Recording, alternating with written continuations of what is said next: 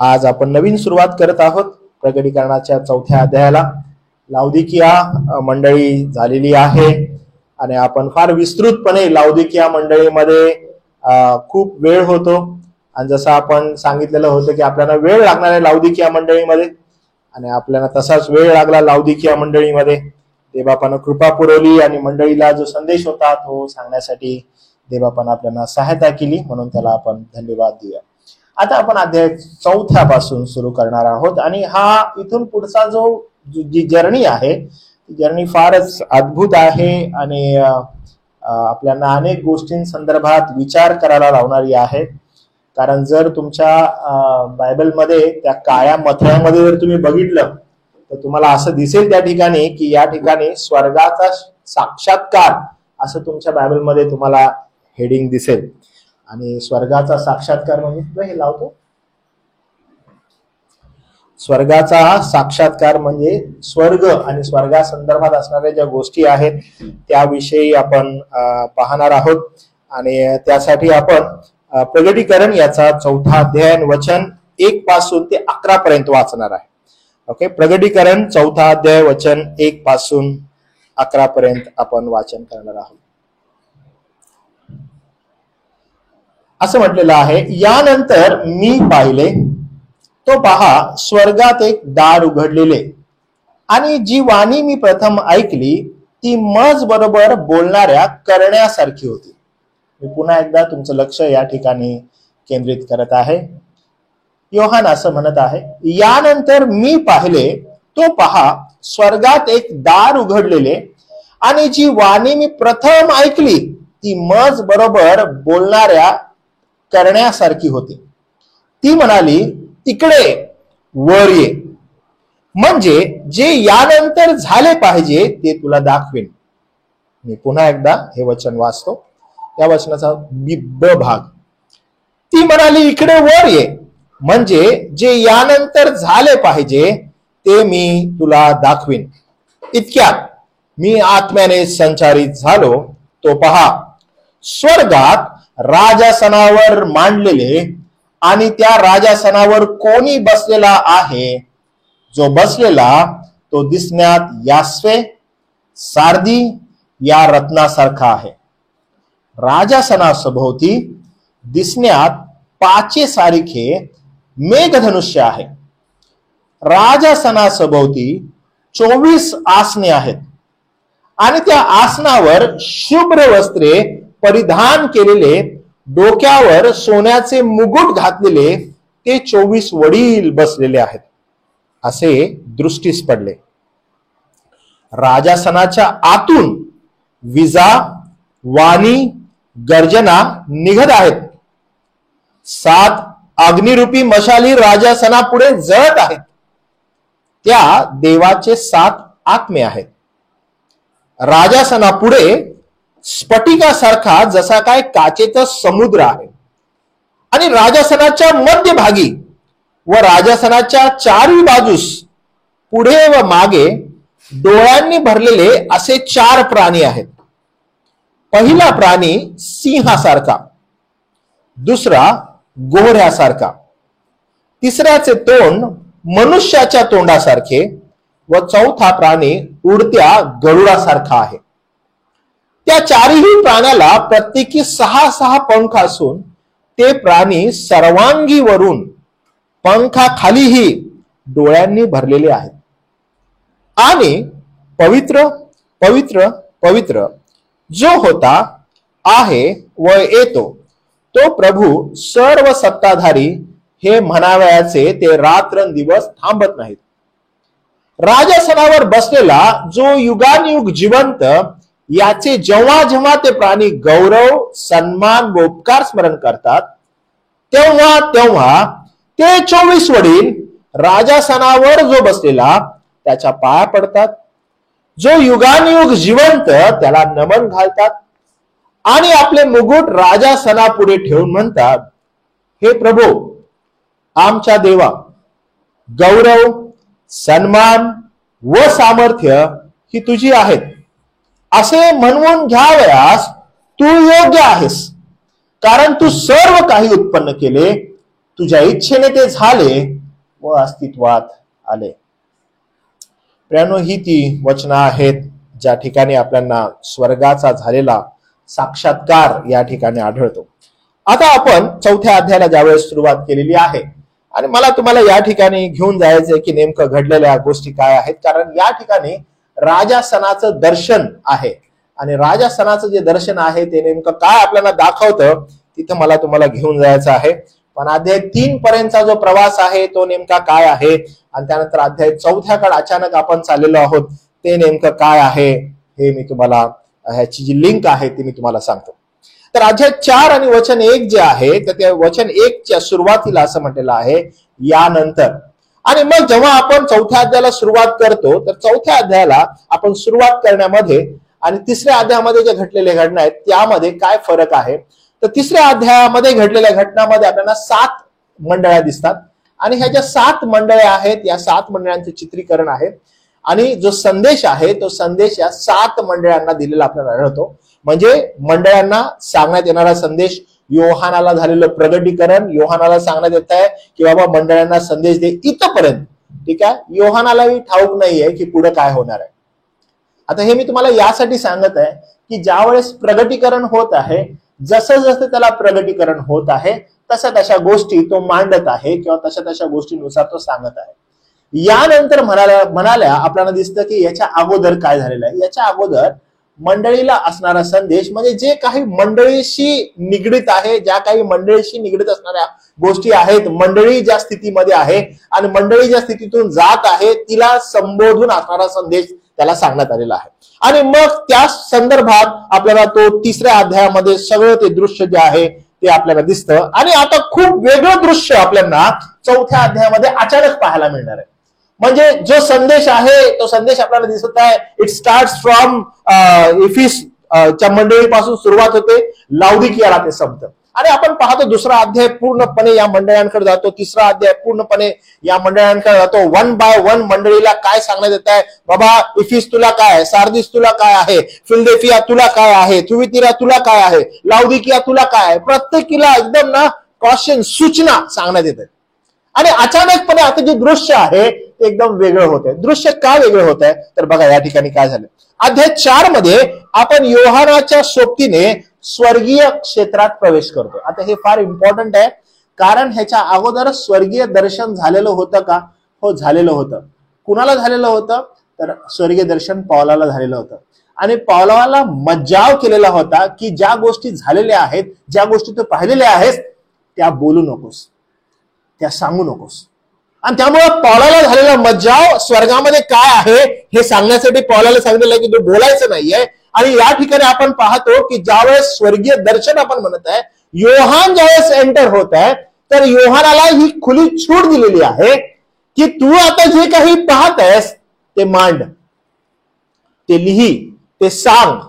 म्हणजे स्वर्गीय दर्शन जे आहे, स्वर्ग नेमका कसा आहे, स्वर्गामध्ये नेमकं काय आहे हे दर्शन तुला मांडण्याची परवानगी आहे. म्हणजे हे फार इम्पॉर्टंट आहे की स्वर्ग आणि स्वर्गामध्ये नेमकं काय आहे याचं दर्शन मांडण्यासाठी योहानाला अनुमती आहे. म्हणून चौथा जो अध्याय आहे, चौथ्या अध्यायाच्या सुरुवातीला जी गोष्ट सुरुवात होते या अध्यायामध्ये आपल्याला स्वर्गातील अलौकिकतेचं एक अद्भुत दर्शन मिळेल.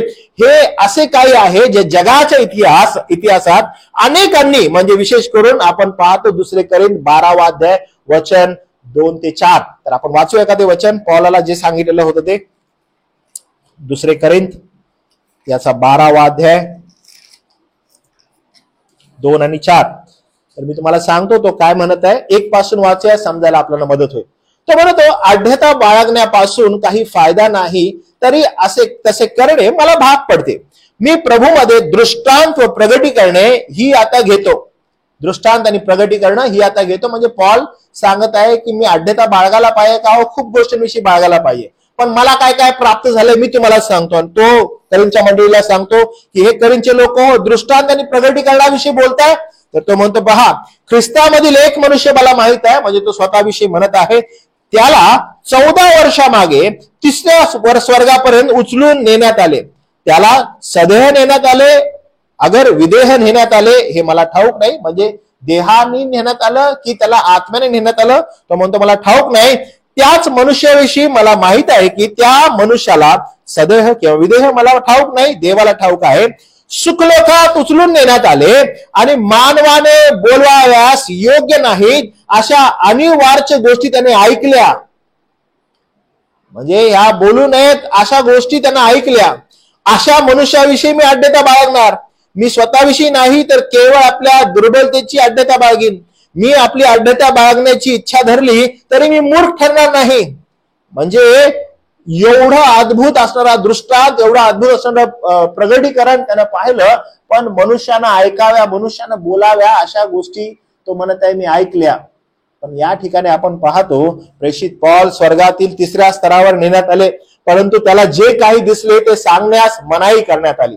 आणि हे तेवढंच इम्पॉर्टंट आहे की पौलाला जे मनाई करण्यात आलं, मात्र योहानाला स्वर्गीय दर्शनाचे तपशिलीभर वर्णन करण्याची परवानगी देण्यात आली, जे त्याने अध्याय 4 आणि 5 मध्ये केले आहे. योहानाला मिळालेले हे दर्शन दुसरे आहे. का बरं? कारण आपण पाहतो अध्याय 1 वचन 12 पासून 17 पर्यंत, ज्याच्यावर आपण खूप सुंदर मनन केलेलं होतं. आपल्याला आठवत असेल तर की जेव्हा योहानाला प्रगटीकरण झालं तेव्हा ते प्रगटीकरण नेमकं काय होतं, तो मागे वळतो, त्यानं काय पाहिलं, त्यानं प्रभू येशू ख्रिस्त पाहिला, तो कसा होता, त्याचं वर्णन त्यानं पहिल्या अध्यायामध्ये केलेलं आहे. आणि आता दुसऱ्या अध्यायामध्ये, 4थ्या अध्यायामध्ये दुसऱ्यांदा पुन्हा एकदा एका वेगळ्या प्रकारे त्याला वाणी येत आहे. म्हणजे अध्याय 1 वचन 12 पासून 17 पर्यंत आपण पाहतो की योहानाला ज्यावेळेस प्रगटीकरण होतं त्याला येशू ख्रिस्त दिसतो. आता ज्यावेळेस योहान 4थ्या अध्यायामध्ये येतो, 4थ्या अध्यायामध्ये पुन्हा एक वार, म्हणजे पहिल्या अध्यायामध्ये दर्शन दिल्यानंतर मंडळांना तुला काय सांगायचं आहे पर्टिक्युलरली तो सांगतो. आता 4थ्या अध्यायामध्ये स्वर्गाचं दर्शन देण्यासाठी पुन्हा एकदा प्रभू येशू ख्रिस्ताच्या तेजस्वी स्वरूपाचं त्यानं वर्णन या ठिकाणी करण्यात आलेलं आहे. आणि 4थ्या अध्यायामध्ये आता जे वर्णन होत आहे, 4थ्या अध्यायामध्ये आता स्वर्गीय वर्णन त्याला दिसत आहे. आणि नंतर मग या ठिकाणी वचन आहे, यानंतर मी पाहिले. आणि ज्यावेळेस यानंतर मी पाहिले, स्वर्गातील एक द्वार उघडलेले आणि जी वाणी मी प्रथम ऐकली ती मज बरोबर बोलणाऱ्या करण्यासारखी होती. आपण ही वचनं सगळी एक्सपोजिशन या वचनाचं करायचं आहे, समजून घ्यायचं आहे, त्याचं एक्सपोजिटरी छान करणं आवश्यक आहे. आणि म्हणून जेव्हा आपण ही वचनं फोडून पाहतो, जेव्हा या वचना फोडून पाहिल्यानंतर 1 बाय 1 आपण ज्यावेळेस या वचनांकडे पाहतो काही गोष्टी आपल्याला दिसतात. आणि त्यामध्ये सगळ्यात पहिली गोष्ट, यानंतर मी पाहिले तो पहा स्वर्गातील द्वार उघडलेले, जी वाणी मी प्रथम ऐकली ती मज बरोबर बोलणाऱ्या करण्यासारखी होती. आपण पहिला अध्याय वचन 12 पासून पुढे बघितलं तर कर्णा होता, आठवत असेल तुम्हाला, आणि तो कर्णा वाजलेला होता. आणि म्हणून स्पेसिफिकली आपण पाहतो की बोलणाऱ्या करण्यासारखी वाणी होती. आणि मग आपण या ठिकाणी ते पाहिलं बघा की बघा मायासमती जो कर्णा बोललेला होता तशा प्रकारची वाणी होती. आणि मग तो सांगतो बघा, ती म्हणाली इकडे वर ये, म्हणजे तोच कर्णा जो बोलत होता तो म्हणला इकडे वर ये, त्यानं बोलला.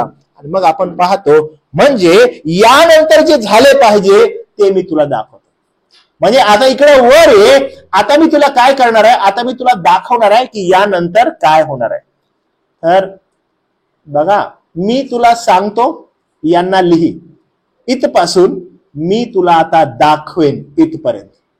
ओके, अच्छा, सांगणं, लिहिणं आणि दाखवणं ह्याच्यामध्ये काय फरक आहे बरं? सांगणं, लिहिणं, आता दाखवणं, काय फरक वाटतो तुम्हाला? सांगणं, लिहिणं म्हणजे आता मी बोलत आहे, लिहाव, आता मी ह्याला म्हटलं हे लाव, दाखव रे, बरोबर, म्हणजे त्या ठिकाणी त्याला बरोबर, म्हणजे त्याला काय होतं, आता दिसत आहे, व्हिज्युअलाइज होत आहे, समोर काय होत आहे, समोर व्हिज्युअलाइज होत आहे. मंडळांना पत्र लिहित असताना काय होत होतं, मी तुला सांगतो लिही. तुम्हाला कळालं डिफरन्स आता की इकडं वर ये, यानंतर असं म्हणायला, नंतर इथपर्यंत काय होतं, मंडळीच्या दूताला लिही, मंडळीच्या दूताला लिही, त्यांना सांग. म्हणजे काय, तिच्या समोर मंडळी होती, त्या मंडळीकडे बघ मी तुला दाखवतो ती कशी आहे, असं होतं का? नाही, त्याला काय सांगण्यात जातं की इफिसच्या मंडळीच्या दूताला लिही, सार्दिसच्या मंडळीच्या दूताला लिही, थुईथिरा मंडळीच्या दूताला लिही, लाउदिकिया मंडळीच्या दूताला लिही. म्हणजे त्या मंडळात त्यासमोर तो दाखवत होता का? नाही, त्याला तो काय म्हणत होता की यांना लिही, आणि तो लिहित होता. जेव्हा दर्शन झालं, त्यानं मागवळून बघितलं, त्यावेळेस प्रभू येशू ख्रिस्त त्याला तेजस्वी रूप धारण असलेला त्यानं त्यावेळेस पाहिला आणि त्यानं ती गोष्ट लिहिली. आता तीच करण्याची वाणी त्याला काय म्हटले, यानंतर ती म्हणाली इकडं वर ये आणि मी तुला काय करतो, मी तुला गोष्टी दाखवतो. मी तुला काय करणार आहे, त्या गोष्टी आता दाखवणार आहे. म्हणजे व्हिज्युअलाइज, समोर त्याच्या दिसणार आहे. आपण पौलाचं बघितलं, पौलानं काय म्हटलं की जेव्हा तो त्या तिसऱ्या स्वर्गापर्यंत गेला, त्यानं अशा काही गोष्टी ऐकल्या ज्या मनुष्यानं बोलण्याची किंवा ऐकण्याची त्यांची क्षमता नाही, बोलणं नाही, अशा गोष्टी होत्या. मज्जाव करण्यात आला त्या गोष्टी बोलायला. आणि इथं काय झाले, मी आता तुला गोष्टी दाखवेन. आणि हे फार इम्पॉर्टंट आहे. तुम्हाला माहित आहे, अनेक जण आपण म्हणत असतो स्वर्ग कैसा होगा, स्वर्ग कितना सुंदर होगा. तर स्वर्गाचं जे खरं स्वरूप आहे ते योहानानं फार सुंदर रीतीनं मांडलेलं आहे. आणि मग जेव्हा तो योहान मांडतो तर तो कसं मांडतो बघा. हा योहानाचा आता क्रम आहे. योहानाच्या क्रमामध्ये असं म्हटलंय, यानंतर म्हणजे नंतर योहानाच्या अनुभवाचा कलाक्रम काय आहे बरं. 7 मंडळांना पत्र लिहिल्यानंतर योहानाला मिळालेले हे दुसरं दर्शन आहे. म्हणजे पहिल्या दर्शनामध्ये 7 मंडळांना पत्र लिही, आता काय मी तुला दाखवतो. ओके, मी तुम्हाला पुन्हा सांगतो, लिहीपासून दाखवतो पर्यंतचा प्रवास आहे. लिही दाखवतो. इथून पुढील गोष्टी अध्याय 4 पासून ते अध्याय 19 मध्ये मंडळीच्या व्यवहारावरून थेट देवाच्या राजासनाकडे, सिंहासनाकडे वळतो. यात भविष्यकालीन घटना जसे की त्रासाचा काळ म्हणजे ट्रिब्युलेशन जो आहे तो त्रासाचा काळ, येशू ख्रिस्ताचे 1000 वर्षाचं राज्य आणि सार्वकालिक स्थिती यांचा समावेश या ठिकाणी आपल्याला आढळतो. म्हणजे अध्याय 4 पासून अध्याय 19 पर्यंतचा हा प्रवास आहे. कधी, मी इकडे तुला दाखवतो. अध्याय 4 पासून अध्याय 19 पर्यंत त्याला काय करण्यात आलं, दाखवण्यात आलं. आणि ते फार इम्पॉर्टंट आहे. बघा, असं म्हटलेलं आहे की स्वर्गात एक दरवाजा उघडला आणि मग आपण पाहतो, मी यानंतर पाहिले, यानंतर म्हणजे 7 मंडळांना पत्र लिहिल्यानंतर त्यानं पाहिलं स्वर्गात एक दार उघडलं आणि उघडल्यावर असं म्हटलंय, प्रभूने त्याला सांगितले वर ये. म्हणजे वर ये याचा अर्थ काय, इन द सेन्स तो कुठे आहे सध्या. वर ये कुणाला म्हणतात, जो खाली असतो तो काय एका ठिकाणी, त्याला काय म्हणतात, तू काय कर, वर ये. आणि मग वर ये म्हटल्यानंतर हा आदेश मंडळीसाठी नव्हता तर योहानाला दिला गेला होता, ज्यामुळे तो आत्म्यातून स्वर्गीय दृश्य अनुभवू शकला. आत्मिक रीतीनं उंच झाला आणि तो स्वर्गीय जो काय अनुभूती आहे, स्वर्गीय जो दृश्य आहे त्याचा अनुभव तो घेऊ शकला. त्याला बोलण्यात आलं इकडं वर ये. आणि मी पुन्हा सांगतो, कोण बोलला तर म्हणलं, मी जी वाणी ऐकली ती कुठली वाणी होती तर असं म्हटलंय, बोलणाऱ्या करण्यासारखी होती. म्हणजे त्यासाठी बोलणारा करणा कुठं होता जर तुम्हाला आठवलं असेल, पहिल्या अध्याय 12 पासून 17 पर्यंत. ओके, तुमच्यातलं कोण मला सांगू शकेल की करणा का वाजवायचा होता, काय वाजवायचा असतो, तुम्हाला आठवतं. मी तुम्हाला सांगितलेलं होतं की करणा वाजवण्यामागे काय उद्देश असायचा. करणा वाजवण्यामागे काय उद्देश असायचा बरं, कोणाला आठवतं. कोण सांगेल, करणा वाजवण्यामागे काय उद्देश असायचा.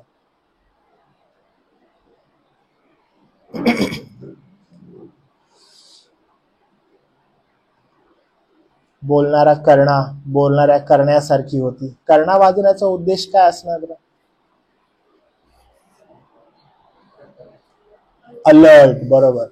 काय करण्यासाठी, अलर्ट करण्यासाठी करणा वाजवणे आणि अलर्ट करण्यात येत होतं. आणि बोलणाऱ्या करण्यासारखी होती म्हणजे तुम्हाला लोकांना अलर्ट करण्यासाठी असं. म्हणून बोलणारा करणा म्हणजे जी काही वाणी आहे ती एवढी शार्प आहे आणि ती वाणी काय करत आहे, मला जागृत करत आहे. मला काय करत आहे, मला जागृत करत आहे. आणि म्हणून राजासन त्यानं पाहिलं आणि त्या राजासनावर म्हणजे इथून पुढे जे आहे ते स्वर्गामध्ये फक्त जे दर्शन आहे त्या राजासन आणि त्याच्या अवतीभोवतीच्या गोष्टींचं आहे. म्हणून तो म्हणाला इकडे वर ये. वर ये म्हणाल्या सर्वात प्रथम जर कोणती गोष्ट दिसत आहे तर ती गोष्ट कोणती आहे बरं. सगळ्यात पहिली गोष्ट, तो आता म्हणलं स्वर्गात ये. स्वर्गात सगळ्यात पहिला काय दिसलं बरं त्याला, राजासन. तुम्ही बघितलं सगळ्यात पहिला काय दिसलं, सगळ्यात पहिला राजासन. म्हणजे सेंटर पॉइंट काय स्वर्गाचा, राजासन. बरोबर आहे. सेंटर पॉइंट काय स्वर्गाचा? राजासन. हा संपूर्ण जो 11वा दुसरा अध्याय 11 वचनापर्यंत कशाविषयी बोलतो माहित आहे? राजासन. ओके. स्वर्ग म्हणाल्या आपल्या डोळ्यासमोर काय येतं बरं चित्र? स्वर्ग. हो, आम्ही स्वर्गात जाणार. चित्र काय येतं आपल्या स्वर्गात म्हटलं? कोण सांगेल मला? तुम्हाला जर असं म्हटलं अरे आपण स्वर्गात जाणार, स्वर्गात चित्र काय आहे बरं? तुला पण राजासन दिसतं लगेच. हो बरोबर. म्हणजे स्वर्ग म्हणायला त्रोन सोन्याचा दिसतो. ओके. रस्ते सोन्याचे. अजून घोडे दिसतात. घोडे दिसतात कुठले? पांढरे घोडे, काळे घोडे, कुठले घोडे दिसतात सोन्याला? अच्छा. स्वर्ग म्हणायला असं एकदम. अच्छा, ते गाण्यांचे बोल वगैरे असे. अच्छा. अजून काय वाटतं तुम्हाला? मी यावेळेस बायबल कॉलेजला होता आणि मला हा प्रश्न एकदा फॅकल्टीने ज्यावेळेस विचारला की स्वर्गात काय दिसतं, तर म्हणजे जसं मी तुम्हाला सांगितलं की थोडासा मी डांबरटच होतो, तर जेव्हा मला विचारलं की स्वर्गात गेल्यावर काय पहिला तुम्हाला दिसणार, तर माझा सगळ्यात पहिला प्रश्न होता की चाव्या तर पेत्राला आहेत, आत सोडतो की नाही माहित नाही. मला सगळ्यात पहिला तर असं दिसतं की पेत्र थांबलाय. कुठं चाललायस? कुठं जात कुठे आहेस? हा. ओके. असं मोठं आहे. स्वर्गाचा दरवाजा लहान आहे असं तुम्हाला वाटतं? अच्छा. हा. अजून काहीतरी स्वर्गाचं दर्शन तुम्हाला असं वाटतं? लख. बरोबर. एकदम प्रकाश आहे तिथं, अंधार तुम्हाला. बरोबर. असं पण एकदम लख, फुल व्हाईट. अजून काय? झाडं वगैरे कसली झाडं वाटतात?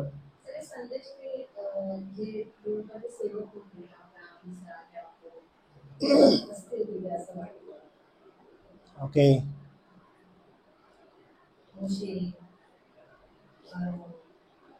ओके. अजून काय वाटतं? मला असं वाटतं तुम्हाला लोकांना आज स्वप्न येणार. तुम्हाला आज स्वर्गाचं स्वप्न बिलकुल येणार. हा. अजून काय आढळतं स्वर्गामध्ये तुम्हाला असं वाटतं? ज्यावेळेस पुन्हा 4थ्या अध्यायाकडे येऊया, कारण ना स्वर्गाचं जे चित्रीकरण झालंय ते चित्रीकरण फारच अशा रीतीनं आपल्याला झालेलं आहे की स्वर्ग म्हणजे असे सोन्याचे रोड, सोन्याची घरं, आणि आपण जात आहे आणि सगळं असं लख प्रकाश आहे, आणि त्या ठिकाणी जसं दरवाजा छोटा आहे आणि आपण त्या ठिकाणी फिरत आहोत. देवबापाचे काही संदेश त्या ठिकाणी आम्ही पाहू, त्यांना भेटू वगैरे, अनेक असे आपण आशयाच्या गोष्टी आपण पाहतो. पण जेव्हा आज आपण पवित्र शास्त्रात प्रगटीकरणामध्ये येतो आणि योहान ज्यावेळेस म्हणते की इकडे योहानाला बोलण्यात आलं की इकडे वर आहे, आणि बोलणारा जो करणा आहे त्याची वाणी ती होती, म्हणजे दुसरा तिसरा कोणी नसून खुद्द प्रभू येशू ख्रिस्त त्याला काय करतो? हाक मारताना इकडे वर आहे, मी तुला आता दाखवतो. आणि दाखवतो म्हटल्यावर काय दाखवतो? तो स्वर्ग. आणि ज्यावेळेस स्वर्ग दाखवतो म्हणाल्या स्वर्गाचं जे केंद्रस्थान आहे, म्हणजे ना रोड, ना आपण, ना देवदूत, दुसरं काहीच नाही. तर स्वर्गाचं पण जे केंद्रस्थान आहे तो खुद्द देव आहे, त्याचं राजासन आहे. आणि त्यामुळं त्याची सुरुवातच अशी होती, स्वर्गात मी काय पाहिलं? तर तो स्वर्गात मी राजासन पाहिलं. म्हणजे हे फार इम्पॉर्टंट आहे बरं का, की आपण बिंग ख्रिश्चन्स, ख्रिस्ती लोक आपण जे आहोत, आपण ज्यावेळेस स्वर्गासंदर्भात पण विचार करायला लागतो, त्यामध्ये जर आपण करायला ते पण आपलं स्वकेंद्रित असतं. म्हणजे मी कसा असेल, मी कसा एंटर होईल, मग मी कसा जाईन, मला त्या ठिकाणी काय मिळेल ना, आणि कसा मुकुट असेल ना माझा, आणि मी किती छान त्या ठिकाणी असेल, मग तिथं जसं भूक नाही, प्यास नाही, माझं किती चांगलं होईल ना, हो किती सुंदर माझं लाईफ आहे. म्हणजे स्टील आपण किती डिप्रायव्हेट आहोत बघा, की आपण त्याच दृष्टिकोनातून बघू लागतो. तुम्ही इनफॅक्ट हा पण विचार करा, ज्यावेळेस आपल्याला संदेश येतात की स्वर्गात जायचं आहे का तुम्हाला, सार्वकालिक जीवन बघा तिथं कसं आनंद आणि इतकं चांगलं, आपण पण त्याच्यावर एकदम रममान होत जातो. किती छान, किती सुंदर, आणि आपलं लक्ष त्याच दृष्टिकोनातून जाते. पण ज्यावेळेस आपण स्वर्गाचं खरंच दर्शन बघू लागतो, त्या स्वर्गाच्या दर्शनामध्ये जर काही आहे तर राजासन. म्हणजे योहान ज्यावेळेस म्हणतो की मी साक्षात्कार पाहिला स्वर्गाचा, त्या स्वर्गाच्या साक्षात्कारामध्ये जर मी काही पाहिलं तर मी त्या ठिकाणी काय पाहिलं? मी त्या ठिकाणी राजासन पाहिलं. म्हणजे केंद्रस्थान जो आहे तो बिलकुल तोच आहे, स्वर्गामध्ये पण तोच आहे, आणि ते फार इम्पॉर्टंट आहे. आणि मग वचनात येले बघा, इतक्यात मी आत्म्याने संचारित झालो. आता मी तुम्हाला ही गोष्ट यासाठी सांगत आहे की इतक्यात मी आत्म्याने संचारित झालो ही जी गोष्ट आहे, तुम्ही हे कधीच विसरू नका की पवित्र आत्म्याशिवाय देवाचं अलौकिक अनन्यसाधारण वैभव कोणीही मनुष्य पाहू शकत नाही. ओके, मी परत एकदा हे नोट करतो बरं का, की आत्म्यानं संचारित झाल्याशिवाय किंवा आत्म्यानं भरल्याशिवाय देवाचं अलौकिक सामर्थ्यानं भरलेलं जे त्याचं गौरव आहे ना, ते कोणच पाहू नाही शकत. तुम्ही आठवा की ज्यावेळेस खुद्द प्रभू येशू ख्रिस्ताला ख्रिस्त म्हणण्यात येतं त्यावेळेस पण तो आत्म्याने संचारित झालेला होता. ज्यावेळेस तुम्ही जुन्या करारात पाहता आणि जुन्या करारातील जे कोणी संदेशवाहक होते, जे संदेष्टे होते, जोपर्यंत ते आत्म्याने संचारित झाले नाहीत तोपर्यंत त्यांनी देवाचं गौरव केलं नाहीये. देवाचं गौरव पाहण्यासाठी, देवाचं गौरव अनुभवण्यासाठी आत्म्यानं संचारित होणं फार आवश्यक आहे. आणि ज्या ज्या वेळेस देवाचे लोक आत्म्यानं संचारित झाले त्यांनी अलौकिक अनन्यसाधारण काम केली. आणि तीच गोष्ट जी जुन्या करारात होती ती गोष्ट आपण नवीन करारात पाहतो. आत्म्यानं संचारित झाल्याशिवाय देवबापाचं गौरव होऊ नाही शकत किंवा लोक पाहू नाही शकत. दैहिक मनुष्य देवाचं गौरव अनुभवू नाही शकत. आणि ज्या वेळेस त्याला ही वाणी झाली की इकडं वर आहे आणि तो आत्म्यानं संचारित झाला, जेव्हा तो आत्म्यानं संचारित झाला तेव्हा त्यानं देवाचं गौरव पाहिलं. त्यामुळे मी हे पूर्ण तुम्हाला सांगत आहे की देवबापाचं गौरव आत्म्यानं संचारित झालेला व्यक्तीच पाहू शकतो. आणि देवाचे आपण आभार मानूया की ऍज सून ऍज तुमचं तारण होतं, देवबाप तुम्हाला त्याचा पवित्र आत्मा देतो. आणि ज्या मनुष्याला देवाचा पवित्र आत्मा आहे तो मनुष्य देवाचं अद्भुत गौरव त्याच्या पवित्र शास्त्रात पाहू शकतो. ज्या मनुष्य देवाच्या आत्म्यानं संचारित नाही झाला तो मनुष्य वचनामध्ये त्याचा अद्भुत गौरव अलौकिक सामर्थ्य पाहू नाही शकणार. म्हणून आत्म्यानं संचारित होणं याचा अर्थ काय? देवाच्या आत्म्यानं भरणं. देवाच्या आत्म्यानं मनुष्य कधी भरतो? ज्यावेळेस त्याचं तारण होतं. तारण झालेला मनुष्य देवाच्या आत्म्यानं संचारित होतो आणि देवाच्या ज्या गोष्टी आहेत त्या समजून घ्यायला लागतो. आपण मंडे पासून बायबल स्टडी चालू केलंय बरं का, ऑनलाईन. आणि ऑनलाईन बायबल स्टडी मध्ये सुरुवातीलाच आम्ही हे पाहत होतो की नवीन कराराची स्थापना, आणि त्या नवीन कराराच्या स्थापनेमध्ये आत्म्यानं भरणं किती इम्पॉर्टंट आहे. कारण आत्म्यानं भरल्याखेरीज देवाचं गौरव आपण पाहू नाही शकणार. ज्या ज्या लोक आत्म्यानं भरले त्यांनीच देवाचं गौरव अनुभवलेलं आहे. आणि म्हणून आत्म्यानं भरणं फार गरजेचं आहे. आत्म्यानं भरल्यावर काय होतं तर प्रभू येशू ख्रिस्त स्वतः म्हणतो की तो सत्यात जाईल कारण माझं वचन सत्य आहे. कैवारी येईल आणि तुम्हाला सत्यात घेऊन जाईल. कारण का? तो कैवारी दुसरा तिसरा कोणी नको, आत्मा आहे. म्हणून मी वारंवार हे सांगत आहे की देवबापाचं गहन सत्य कोण समजू शकेल? ज्याच्याजवळ देवाचा आत्मा आहे. आणि म्हणून या ठिकाणी ज्यावेळेस योहान नमूद करतो की ज्यावेळेस मी आत्म्याने संचारित झालो आणि जे मला बोलण्यात आलं की मी तुला माझं गौरव दाखवतोय, मी तुला दाखवतो की यानंतर काय झालं पाहिजे, इकडे वर ये. आणि तो म्हणतो इतक्यात मी आत्म्याने संचारित झालो, तो पहा स्वर्गात राजासन मांडलेले आहे. आत्म्यानं संचारित झाल्याशिवाय देवाचं अद्भुत गौरव पाहू शकणार नाही. आणि मग त्यानं स्वर्गात काय पाहिलं तर राजासन पाहिलं, मांडलेलं आहे. त्या राजासनावर कोणी बसलेला आहे. राजासन देवाच्या सार्वकालिक सामर्थ्याचं प्रतीक आहे. स्तोत्र 47:8 आपण, कारण वचनच वचनाला आपल्याला इंटरप्रेट करतील हा आपला विश्वास आहे. आणि वचनच आपल्याला सांगतील की हे किती गहन सत्य आहे. तर 47:8 वचन 47:8 आपण वाचूया. देव राष्ट्रांवर राज्य करीत आहे, देव आपल्या पवित्र सिंहासनावर बसला आहे. देव राष्ट्रांवर राज्य करत आहे आणि तो सिंहासनावर बसलेला आहे. सिंहासन किंवा राजासन जे आहे ते त्याच्या सामर्थ्याचं प्रतीक आहे. ज्यावेळेस कधी राजासन सिंहासन या गोष्टी येतात, सार्वभौम अधिकार हे संबोधतो. ओके, राजासनावर बसलेला किंवा सिंहासनावर बसलेला आहे याचा अर्थ काय की सामर्थ्याचं प्रतीक आहे.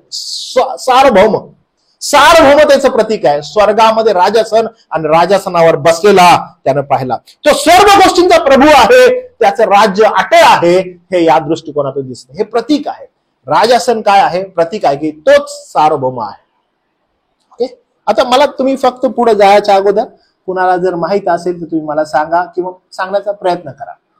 इंग्लिशमध्ये याला सोव्हरीन म्हणतात आणि मराठीमध्ये याला सार्वभौम म्हणतात.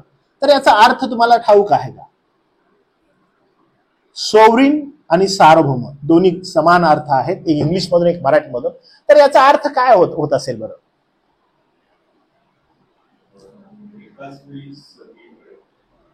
नाही, तो ओमनीपोटेंट झाला. सार्वभौम म्हणजे अजून काय सांगता येईल?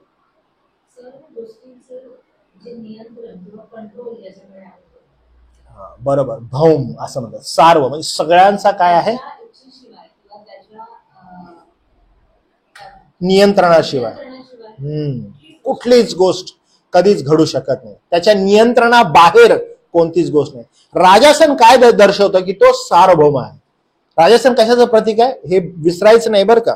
कारण हा शब्द आपल्या प्रीचिंग्स मध्ये, आपल्या चर्चमध्ये आपण वारंवार येतो की त्याच्या नियंत्रणाबाहेर काय आहे असं काहीच नाही.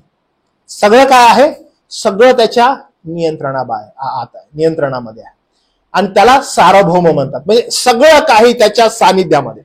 आणि हे त्या राजासनाचं प्रतीक आहे. या विशेष करून अध्यायामध्ये 7 वेळेस वारंवार राजासन राजासन राजासन बोलण्यात आलेलं आहे. त्याहून पलीकडं मी तुम्हाला सांगतो की काय झालेलं आहे. ओके, याहून पलीकडे काय बघा की 37 वेळेस संपूर्ण प्रगटीकरणामध्ये राजासन राजासन राजासन असं वारंवार बोलण्यात आलेलं आहे. 37 वेळेस. का बरं?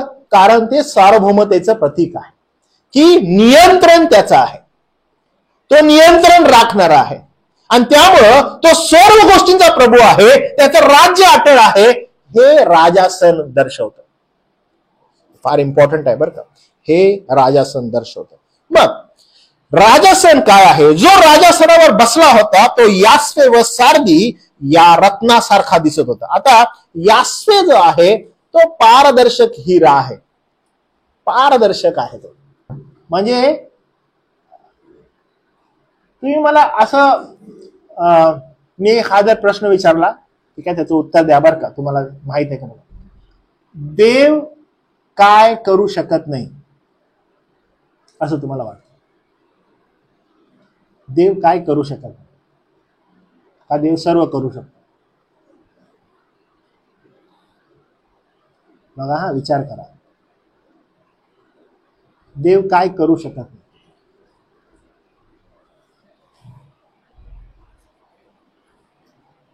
काय वाटतं तुम्हाला? देव काय करू शकत नाही?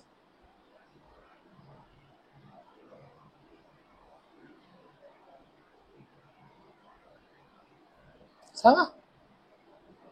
का देव सगळं करू शकतो? बरोबर. पहिली गोष्ट अशी आहे, देव कधी पाप नाही करू शकत. का बरं? Very good. कारण तो काय आहे? कारण तो पवित्र आहे म्हणून तो पाप नाही करू शकत. अजून देव काय नाही करू शकत?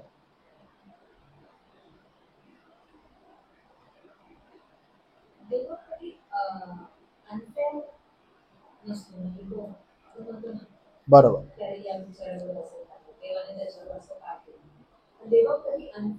देव कधी अन्यायी नाहीये. देव काय नाहीये? देव अन्यायी नाहीये. म्हणजे अन्याय कधी करू नाही शकत. का बरं? कारण तो न्यायी आहे. कारण तो काय आहे? कारण तो न्यायी आहे. आणि त्यामुळे ज्यावेळेस राजासनाचं दर्शन दिसलं आणि राजासनाचं दर्शन दिसल्यावर आता मला एखादा मनुष्य सांगायचा आहे की तो कसा आहे, तर योहानाला झालेल्या दर्शनानुसार योहान सुरुवात कशी करतो? तो यास्फे काय म्हणतो? कुठलं रत्न आहे ते? यास्फे. यास्फे जे रत्न आहे आणि त्या रत्नाला जी उपमा दिलेली आहे ते कसं आहे? ते रत्न ते पारदर्शक आहे. म्हणजे त्याच्यामध्ये लपंडाव नाहीये बरं का. मी समोर एक बोलतो, मागे एक आहे बरं का. तो कसा आहे? यास्फे रत्नासारखा. आणि तो वर्णन कसं करतो, अरे मी ते राजासन पाहिलं, स्वर्गामध्ये मी पाहिलं की एक राजासन आहे. वाव, स्वर्गाचं दार उघडलेलं आहे, मी एंटर केला आणि मी काय पाहिलं, राजासन. आणि राजासनावर कोण आहे? राजासनावर यास्वे, सार्द म्हणजे पारदर्शक हिरा, सार्द हे देवाच्या तेजस्वी प्रकाशाच्या न्यायाच्या प्रखरतेचे प्रतीक आहे, की तो न्यायी आहे. लाल रत्न काय आहे? त्याच्या न्यायाचं प्रतीक. ओके, त्याला एक छान दाढी होती, मस्त केस होते त्याचे डोळे इतके सुंदर होते, त्याचं नाक असं स्ट्रेट होतं. हा हा हा हा असा देव, त्याला 2 कान होते. तो काय म्हणतो, तो यास्वे आणि सारदी या रत्नांसारखा तेजस्वी होता. न्यायाच्या प्रखरतेचे हे दृश्य होते. आणि हे दृश्य एकदाच झालं का? नाही, आपण यशामध्ये हे पाहतो. यशया 6वा अध्याय आणि वचन 1. यशया 6 आणि वचन 1. उजिया राजा मरण पावला त्या वर्षी प्रभू उच्च स्थळे असलेल्या, उच्च सिंहासनावर बसलेले मी पाहिले. त्याच्या झग्याच्या सोग्यांनी मंदिर व्यापून गेले होते. आणि आपण हे दर्शन पाहतो. हे काय असं तसं दर्शन होतं का? नाही. यशयानं पण ज्यावेळेस पाहिलं तेव्हा त्यानं काय पाहिलं? राजासन. आणि राजासन पाहिलेलं आहे, ठीक आहे, पण राजासनावर बसलेला जो आहे त्याच्या गोंड्यांनी काय झालेलं? काय लिहिलं वचनामध्ये? त्याच्या गोंड्यांनी काय झालं? मंदिर व्यापून गेलं. दर्शन झाल्यावर त्याला काय दिसलं? तर हेच दिसलं. एझेकिएल याचा 1ला अध्याय आणि 26 आणि 28. एझेकिएल 1ला अध्याय 26 आणि 28. स्वर्गाचं जे दर्शन आहे ते ज्यावेळेस देवाच्या लोकांना झालं त्यावेळेस त्याचं वेगवेगळं झालेलं तुम्हाला आढळत नाही बरं का.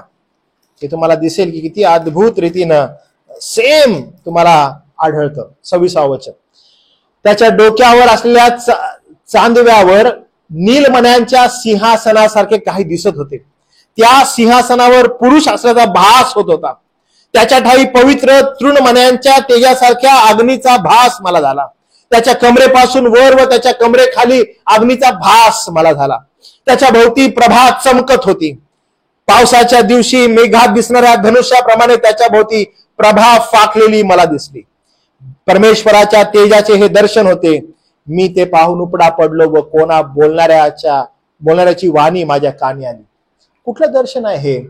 तर स्वर्गाचं दर्शन आहे. एक होतं यशयाला, एक होतं एझेकिएलला आणि एक होता आता दानिएलाला. 7वा अध्याय वचन 9 पासून 10 पर्यंत. 7वा अध्याय वचन 9 पासून 10 पर्यंत. कुणाला मिळालं तर वाचा बरं का. 7वा अध्याय वचन 9 पासून 10 पर्यंत. फार इम्पॉर्टंट आहे हे. मी पाहत असता आसने मांडण्यात आली आणि एक पुराण पुरुष आसनारूढ झाला. त्याचा पहिराव बर्फासारखा पांढरा होता. त्याच्या डोक्याचे केस स्वच्छ लोकरीसारखे होते. त्याचे आसन प्रत्यक्ष अग्निज्वालामय होते व त्या आसनाचे चके धगधगीत अग्निरूप होते. त्याच्या समोरून अग्निप्रवाह वाहत होता. हजारो लोक त्याची सेवा करीत होते. लाखो लोक त्याच्या समोर उभे होते. न्यायसभा भरली, वह्या उघडल्या. हे जे झालेलं दर्शन आहे आपण पाहतो योहान, यशया, त्यानंतर आपण पाहतो एझेकिएल, आता दानिएल. आणि यांना दिसलेल्या देवाच्या दर्शनाची ही सुसंगता आपल्याला आढळते. पण ज्यावेळेस या लोकांना हे दर्शन झालं, यांनी आपल्या रूपामध्ये त्यांना जसं दिसत आहे, त्यांना जसं समजत आहे त्याप्रमाणे गोष्टी मांडल्या. आणि त्या मांडल्यामुळे यांची सुसंगता जी आहे ती आपल्याला आढळते. उदाहरण मी तुम्हाला देतो की हे पाहत असताना तुम्हाला आणि मला कसं पाहणं आवश्यक आहे. आपण पहिला 1 बाय 1 जाऊया बरं का. पौलाला प्रगटीकरण झालं का? हो झालं. तो कितव्या स्वर्गापर्यंत गेला असं म्हणतात? 3ऱ्या स्वर्गापर्यंत. आणि त्याला सांगण्यात आलं की जे तू पाहिलं ते तू बोलू नको आणि ते तू सांगू नको, म्हणून पौलानं ते लिखित स्वरूपात लिहिलं नाही. योहानाला झालं, आपण नवीन करार पाहतो आणि योहानाला ते नमूद करण्यात आलं आणि योहानानं म्हटलं हे तुला दाखवतो. योहानानं ते पाहिलं, नमूद केलं. इन सेम लाईन आपण पाहतो यशाला सांगितलं तू पहा आणि यशानं पाहिलं आणि यशानं लिहिलं. सेम लाईन एझेकिएलनं पाहिलं, एझेकिएलनं लिहिलं. डॅनिएलनं पाहिलं, डॅनिएलनं लिहिलं. आणि ज्यावेळेस त्यांना जे दाखवण्यात आलं. त्यांनी ते पाहिलं, त्यांना दृष्टांत झाला आणि त्यांनी दृष्टांत लिहून काढला. त्यांना जसा दिसला, त्यांना जसा समजला, त्यांनी त्या दृष्टिकोनातून लिहिला. देवाच्या आत्म्याला त्यांना प्रोत्साहित आणि उत्साहित केलं. आणि हे का आपल्याला समजणं आवश्यक आहे की हे वाचत आहोत, सुसंगत आहे का? आहे. शब्दांची जी ठेवण आहे, उपमा आहेत, त्या वेगवेगळ्या तुम्हाला आढळतील. का असं आहे त्याचं मी तुम्हाला प्रात्यक्षिक देवाच्या वचनातून देतो की हे कसं असतं. तर मी तुम्हाला नेतो रोमकरास पत्र याचा 16वा अध्याय. रोमकरास पत्र याचा 16वा अध्याय आणि वचन 21 पासून पुढं. रोमकरास पत्र 16वा अध्याय वचन 21 पासून पुढं. ओके, कोण वाचेल बरं? कोणतरी वाचा मोठ्यानं. वाचते? पोरींनो वाचा. हा.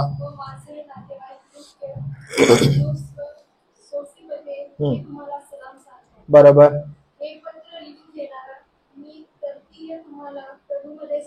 ओके, आता मला तुम्ही सांगा, हे पत्र कुणी लिहिलेलं आहे?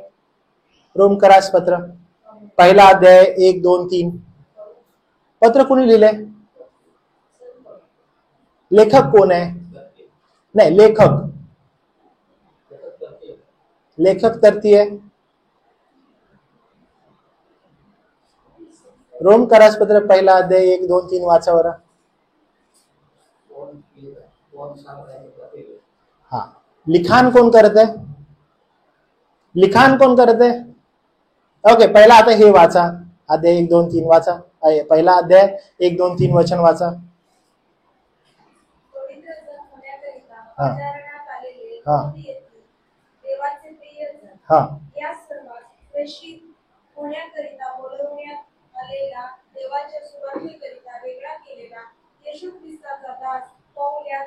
ओके, म्हणजे आता लिहित कोण आहे? हे कोण लिहित आहे? पॉल. बरोबर आहे. ओके, लिखाण म्हणजे कोणाचं आहे आता आपण बघूया. हे कोण बोलत आहे? पॉल बोलत आहे. आता पॉलाचा मदतनीस कोण आहे लिखाणासाठी? तर तर्तीय.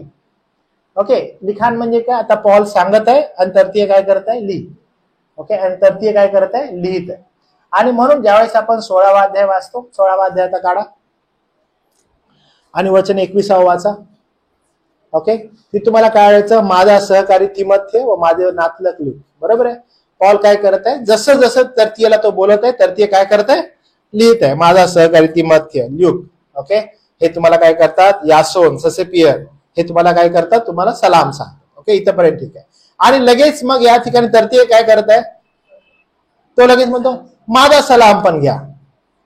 तुम्हाला सांग, हे पत्र लिहून देणारा कोण आहे? मी तर्तीय. म्हणजे पॉलाचा हा कोण आहे? मदतनीस आहे, लिखाण करणारा. आणि हा काय करताय? सलाम सांगत. इन अ सेम लाईन यशिया, एझेकिएल, दानियल आणि हे लोक, हे कोण आहेत? हे लेखक आहेत, लिखाण करणारे. मार्गदर्शक कोण आहे? पवित्र आत्मा.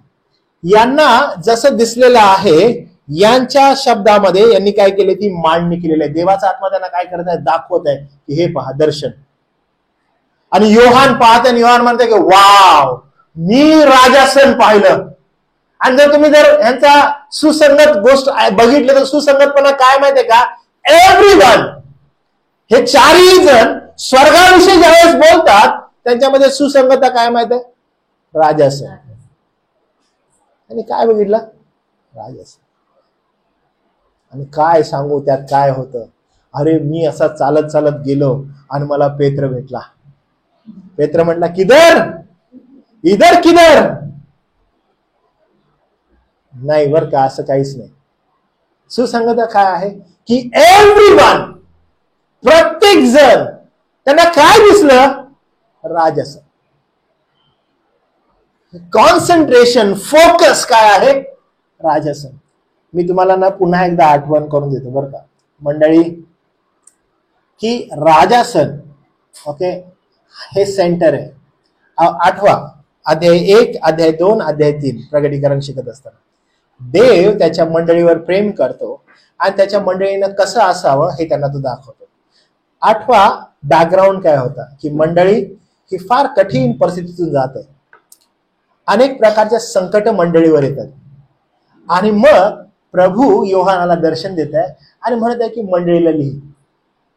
मग तो इफिस पासून स्टार्ट करतो, लाउदिकियापर्यंत येतो, मंडळीला लिही. आता लिहायला लागतो, मंडळीला सांगायला लागतो की मंडळी तुझं काय, तुझं कसं, तू कोण आहेस हे सगळं सांगतो. आणि मग तू यानंतर तो म्हणतो जरा इकडे ये, जरा वर ये, मी तुला एक गोष्ट दाखवतो. तो वर येतो आणि काय पाहतो? राजासन. राजासन मी तुम्हाला म्हटलं कशाचं प्रतीक आहे? राजासन सार्वभौमतेचं प्रतीक आहे. तो म्हणतो हे सगळं जे चालू आहे मंडळी समवेत, मी कुठे बसलोय? मी माझ्या राजासनावर बसलोय. याचा अर्थ काय की आय एम इन कंट्रोल, मी कंट्रोलर आहे, मी चालवत आहे, मी धरलेलं आहे. तुम्हाला मी सांगतो की जर आपण हा फोकस हटवला, देव स्वतः, त्याचा राजासन, त्याचं गौरव, त्याचं महात्म्य, त्याची पवित्रता जर बाजूला ठेवले मग प्रगटीकरणाकडे बघायला लागलो, वाव काय प्रगटीकरण आहे, आपण पण भुलवले जाणार आणि स्वतःला काहीतरी असं ग्रेट समजण्यात आपण येणार की आम्ही ना प्रगटीकरणाचा अभ्यास करतोय, आम्हाला प्रगटीकरण कळतंय, आम्हाला प्रगटीकरण समजतंय. लक्षात घ्या, हे कधी होईल? ज्यावेळेस राजासनावर बसलेला तो देवच हटला जाईल. आणि आपण मनुष्य एवढे भ्रष्ट आहोत, आपण ज्यावेळेस म्हणतो आम्ही प्रगटीकरणाचा अभ्यास करतो, जसं मी तुम्हाला म्हटलं स्वर्ग म्हणतात आपल्या डोळ्यासमोर काय येतं, आपण लगेच आपले जे विचार आहेत, आपल्या जे संकल्प आहेत, आपल्या ज्या मस्तिष्कामध्ये असणाऱ्या गोष्टी आहेत, ज्या आपल्याला लाभदायक आहेत, ते आपण सांगायला सुरुवात करतो. पण प्रगटीकरणामध्ये आपण ज्यावेळेस वाचतो आणि त्याचबरोबर इतर जे संदेश आहेत यांना ज्यावेळेस देवबापाच्या महिमेचं प्रगटीकरण झालं, जे त्यांनी पाहिलं त्यांच्यामध्ये असणारी सुसंगता काय होती की एकच होतं, केंद्रस्थान देव, त्याचं राजासन, त्याचं गौरव, त्याचं महात्मा. म्हणून मंडळीला पत्र लिहिली, हो लिहिली. आता इकडे वर तुला दाखवतो. मी काय दाखवतो? स्वर्गाचा साक्षात्कार. हे बघ दरवाजा खोलला, काय दिसलं तुला? मला राजासन दिसलं. आणि राजासनावर मला काय दिसलं? तर जसं मला आढळलं तसंच ते इतर संदेष्टांना पण आढळलं. पण मी ज्यावेळेस पाहिलं, योहान असं म्हणतो, तो मी पाहिलं की यास्पे, एकदम पारदर्शकता, सारदी, एकदम लाल रत्न आहे. कशाचं प्रतीक आहे? त्याच्या तेजस्वी प्रकाशाचं आणि न्यायाचं, प्रखरतेचं प्रतीक आहे की तो बसलाय. मंडळी घाबरू नकोस, मी पारदर्शक आहे, मी काल आज उद्या मी समान आहे, मी न बदलणार आहे. अरे मी न्यायाचं प्रतीक आहे. तू ज्या कष्टातून जात आहेस, तू ज्या कठीण परिस्थितीतून जात आहेस, मी न्याय करणार आहे. घाबरू नकोस मंडळी. आणि मग आपण पाहतो की हे दृश्य यशया, हेजेकिएल, डॅनियल यांना दिलेल्या देवाच्या दर्शनासाठी कसं सुसंगत आहे. आता आपण पहा काय घडलेलं आहे याबरोबर. असं दिसतं आपल्याला मग प्रगटीकरणाच्या 4थ्या अध्यायाच्या 3ऱ्या वचनामध्ये, राजासनासभोवती दिसण्यात पाचेसारखे मेघधनुष्य होते. तर 5 किंवा पाचट म्हणजे नेमकं काय? आपला मराठीचा हा शब्द पाचट जो आहे तो नेमका काय शब्द आहे? तर 5 काय असतं तर ते तुम्हाला जरासं सांगतो बरं का. एक ना 5 जो असतो किंवा इथे जो शब्द लिहिला आहे पाचेसारखे मेघधनुष्य, 5 हे पण एक रत्न आहे बरं का. आणि पाचेसारखे म्हणजे हे एका ग्रीन कलरचं असणारं रत्न आहे. ओके, हिरवं रत्न आहे हे, आणि याचा रंग हिरवट असतो. 5 देवाच्या कराराची आठवण आपल्याला करून देतं. उत्पत्ती 9वा अध्याय, आणि त्याचं आपल्याला आठवत असेल 9वा अध्याय आणि करार कोणता होता ते तुम्हाला लगेच आठवेल बघा. उत्पत्ती 9वा अध्याय वचन 13 पासून 17 पर्यंत तुम्हाला लगेच आठवेल. हे देव म्हणाला, माझ्यामध्ये व तुमच्यामध्ये त्याप्रमाणे तुम्हा बरोबर असणाऱ्या सर्व सजीव प्राण्यामध्ये पिढ्यानपिढ्या युगानुयुग राहणारा जो करार मी करीत आहे त्याचे हे चिन्ह काय होते? मी मेघात धनुष्य ठेवले आहे, ते पृथ्वीच्या व माझ्यामधल्या कराराचे चिन्ह समजावे. मी पृथ्वीवर मेघ पसरीन व त्यात मनुष्य दिसेल. तेव्हा माझ्यामध्ये आणि तुम्ही व सर्व सजीव प्राणी यामध्ये झालेला करार मी स्मरेन. यापुढे सर्व देहधारांचा नाश करील, असा जलप्रलय होणार नाही. धनुष्य किंवा धनुष्य जो असतो, जो धनुष्य मेघधनुष्य जो होता, आणि या ठिकाणी पण तुम्हाला आढळतं की पाचेसारखा एक मेघधनुष्य होता. आणि हे काय चिन्ह आहे किंवा हे कशाचं प्रतीक होतं? पाचेसारखा मेघधनुष्य. तर मेघधनुष्य हे कराराचं चिन्ह आहे, की देवानं केलेला मनुष्यासंगती असणारा करार. तर तुम्हाला दिसतं यास्फे सार्द असा बसलेला कोणीतरी त्यानं पाहिला राजासनामध्ये. वाव, तो म्हणतो राजासनावर कोणीतरी बसलेला होता. हे इम्पॉर्टंट आहे बरं का. राजासन पाहिलं राजासनावर बसलेला होता. कोण होता? यास्फे आणि सार्दचा रत्नासारखा कोणीतरी होता. म्हणजे काय? न्याय आणि त्याची प्रकाश, त्याची प्रखरता याचं ते प्रतीक होतं. आता राजासन आहे, राजासनावर बसलेला आहे. आता राजासनाच्या काय म्हटले बाजूला, राजासना सभोवती, हे इम्पॉर्टंट आहे बरं का. राजासना भोवती समजा हे राजासन आहे या ठिकाणी, ह्याच्यावर बसलेला आहे. राजासना भोवती या ठिकाणी करार आहे. म्हणजे तो दाखवत आहे की मी कराराचा देव आहे, मी मनुष्यासंगती केलेला करार आहे. तुम्हाला आठवतं जुना करार काय होता? जुना करार काय होता बरं? आणि नवीन करार काय होता? What is old कव्हनंट and new कव्हनंट? तुम्हाला आठवत आहे? जुना करार काय होता बरं? जुना करार नियमशास्त्र होतं आणि नियमशास्त्राद्वारे त्याची पवित्रता होती. नियमशास्त्राद्वारे तो कसा आहे हे दर्शवण्यात येत होता.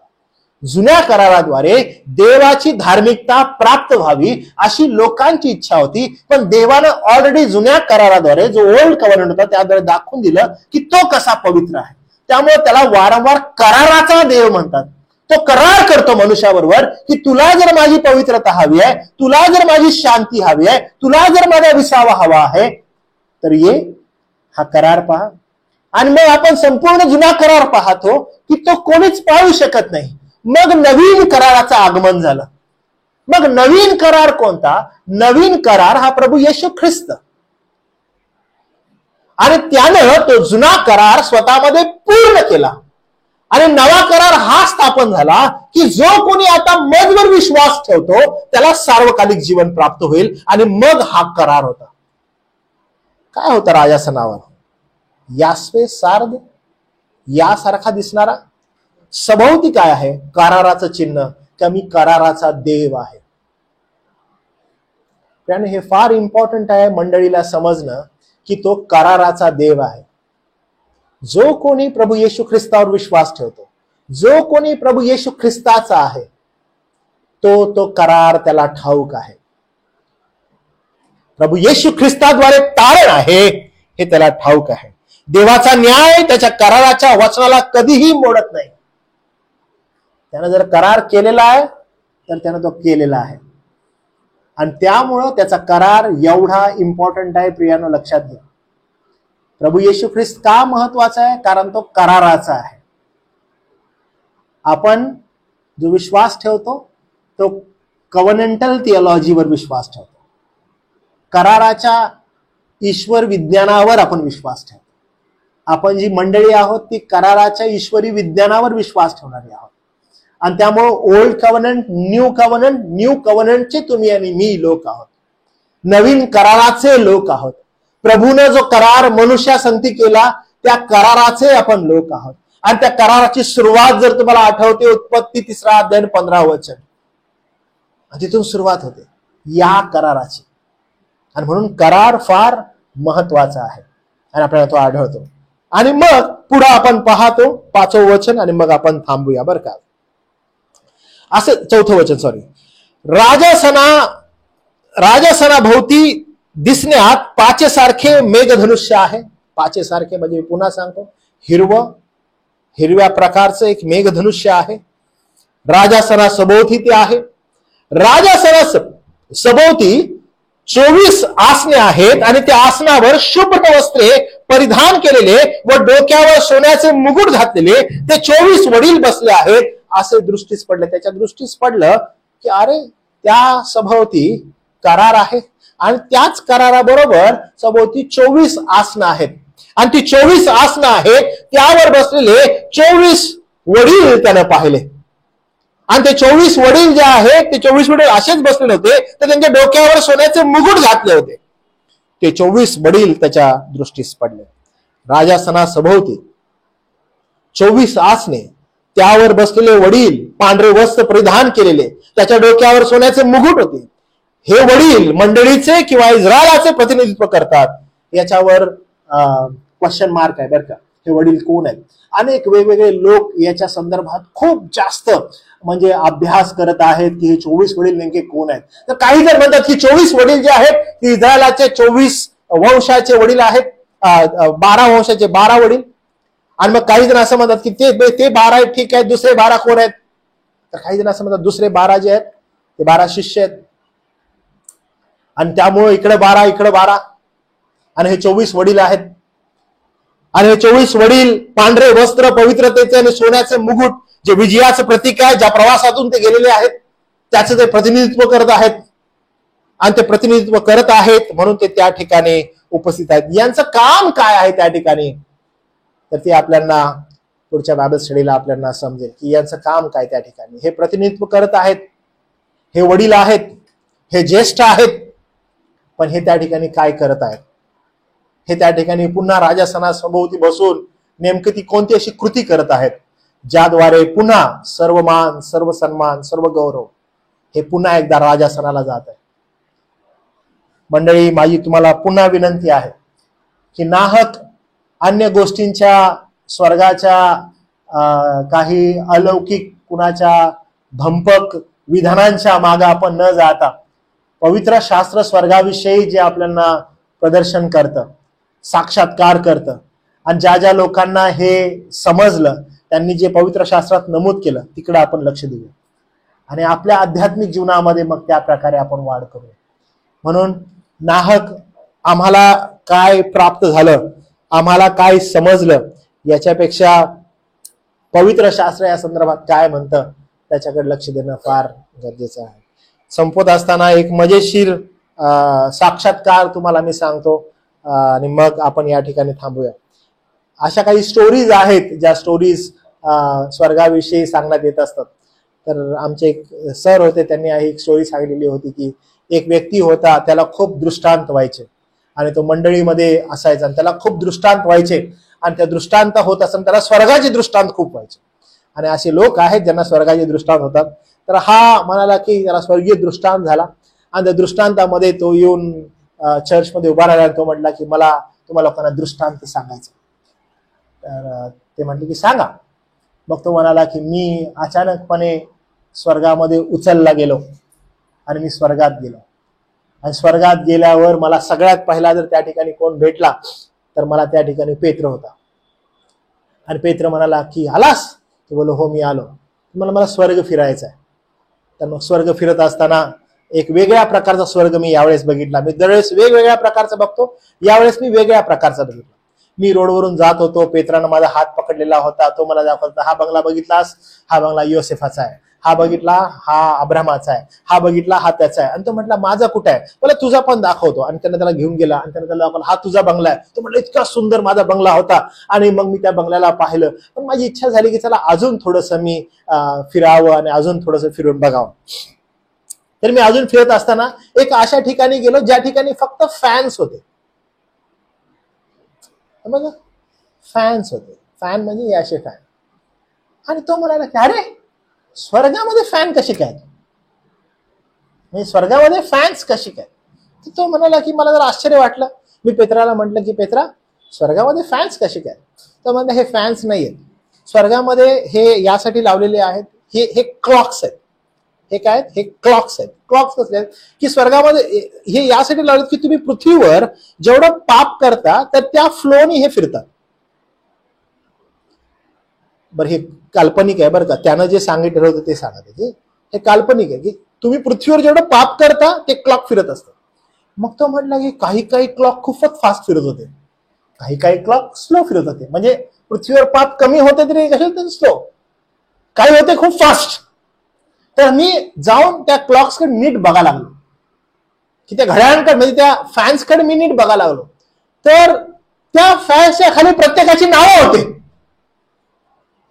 की कोण काय करत आहे. आणि तो चर्चमध्ये उभारलाय बरं का, तो त्याचं सांगायला लागला की त्याला कसा दृष्टांत पडला. मग तो मला खूप आनंद झाला. आणि मग मी काय केलं, मी बघायला लागलो की हे कुणाचं आहे. मग सगळ्यात पहिला मी माझ्या बायकोचं बघितलं. तर तिचं बघितलं पेत्रा हिचं कुठे आहे? म्हणलं हाय ते गेलो. तुम्हाला काय वाटतं फिरत होतं? बोलतो हा, टक टक टक टक टक चांगलं जोरात चाललेलं. म्हटलं अरे बापरे. मग मी आपल्या चर्चच्या एल्डरकडे गेलो. मग मी आपले जे चर्च समोर बसले त्यांच्याविषयी बघितलं, त्यांचं कसं फिरतंय. तो तुम्हाला आश्चर्य वाटेल, त्यांचा पण क्लॉक फिरतंय, त्यांचा पण फॅन फिरायला लागलाय. तो म्हणतो दुसऱ्याचा पण फॅन फिरतोय, तिसऱ्याचा पण फॅन फिरतोय, चौथ्याचा पण फॅन फिरतोय. म्हणतो आता खूप झालं, आता मला वाटलं पाळक साहेबांचंच बघावं. मग तो पाळक साहेब होते त्या ठिकाणी. मग मला दृष्टांत झालेला आहे. मी पाळक साहेबांचं बघायला गेलो आणि मी सगळं शोधलं. मला पाळक साहेबांचं वॉचच नाही मिळालं, त्यांचं नावच नव्हतं. तो काय बोलतो? हा नव्हतं नंतर नाव. मग मी पेत्राला विचारलं, पेत्रा आमच्या पाळक साहेबांचं वॉच कुठं आहे? आमच्या पाळक साहेबांचा फॅन कुठं आहे? ते वॉच जे त्याचा फॅन झाला कुठं आहे ते म्हणतो ते आब्रामाकडे आहे. बोलतो का? तो सिलिंग फॅन म्हणून यूज करतो. Get it? म्हणजे ते किती फास्ट असेल, तो सिलिंग फॅन म्हणून यूज करतो. म्हणजे अशा अनेक आशयाच्या स्टोरीज स्वर्गाविषयी बनवण्यात आलेल्या आहेत बरं का. तर अशा गोष्टींच्या मागे लागू नका. तर पवित्र शास्त्र जे स्वर्गाविषयी सांगत आहे त्या गोष्टीकडे आपण लक्ष देऊया आणि आपण त्या गोष्टींसंदर्भातच मनन करणं आवश्यक आहे. प्रार्थना करूया आपण. प्रभू देवा, आम्ही तुझ्या नावाला धन्यवाद देतो, तुझी उपकार स्तुती करतो. दे बापा, आम्ही ज्यावेळेस तुझ्या वचनात पाहतो की ते किती सरळ आहे, ते किती सहज आहे आणि समजावयास किती सोपं आहे. आणि प्रभू आम्हाला वचनामध्ये स्टिक राहण्यासाठी तुझी कृपा पुरव. अलौकिक अनन्य साधारण गोष्टींच्या मागे न जाता तुझं पवित्र शास्त्र काय म्हणत आहे त्याच्याकडे आम्ही लक्ष द्यावं. प्रभू, स्वर्गामध्येही जर प्रभू कोणत्या गोष्टीला स्थान आहे तर हे दे बापा, ती तुझं राजासन आहे. आणि आमचं लक्ष प्रभू तिथून दुसरीकडे इतरत्र कुठेही न जावं यासाठी तो आम्हाला सहायता आणि मदत कर. धन्यवाद देतो आजच्या ह्या दिवसाबद्दल, तुझ्या संगतीबद्दल. केलेली प्रार्थना तारणारा प्रभू येशू ख्रिस्त याच्या नावात केली म्हणून देवा तू ऐक. आमेन.